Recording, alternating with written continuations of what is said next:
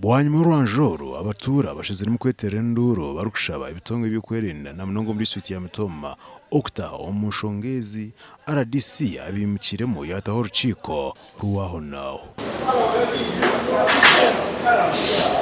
ekikuru ekyaba kiroho n'obutacengana bw'aba directors bakakora company bahiko butacengana habo butaba mu nintekateka transparency baburu amazima ati amazima gabareta kuhonda ndera bagabaretera kuhondana abacayi nabo nyenda kugambira ngo hati imyaka 2 necweka bakija umurumutaka umuruhinda south bayombekere factory balesre machinery umurumutaka was more than 50 billion shillings.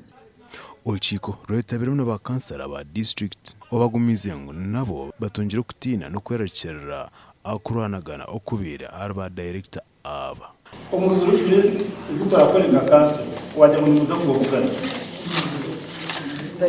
icyo kurebera ko ukagipangisa bashimye ko bareta kasento muri district every year kandi na neseti zibatwire zikakora ibintu bijya district iri twirumva konka mutakamayinze kuganira kwa itaka tuka district de kumutwi aba bacayina babeba resiri infrastructure etakabahoga kunuye konka hati hagarikere hija company ndijo nayo ngo bagihereza license within the same mining industry. However, hati orutaro rwimukire polisi nezisibayo amahene gasibayo abanyaruhinda south nibonja kushabana mukuru w'ihanga okta omushongezi twarukwenda kuferwa eby'obugaiga batwire nibiha omwitaka finance. You didn't give us a report about the rights got from Itaka. So how now this year was security? What will you know about our people in Mutaka?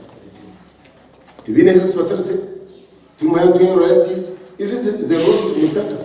Omwanya gwa Mutaka okugambwaho gutwire n'gwihwamo eby'obugaiga bwo mwitaka okuruga omyaka ya kare entaro omuri nibyo butegeki wizire kwemuka bwanyuma ya director mu China oktaha omwanya n'gogumwa gashakwa Ben Moz abwa TV West.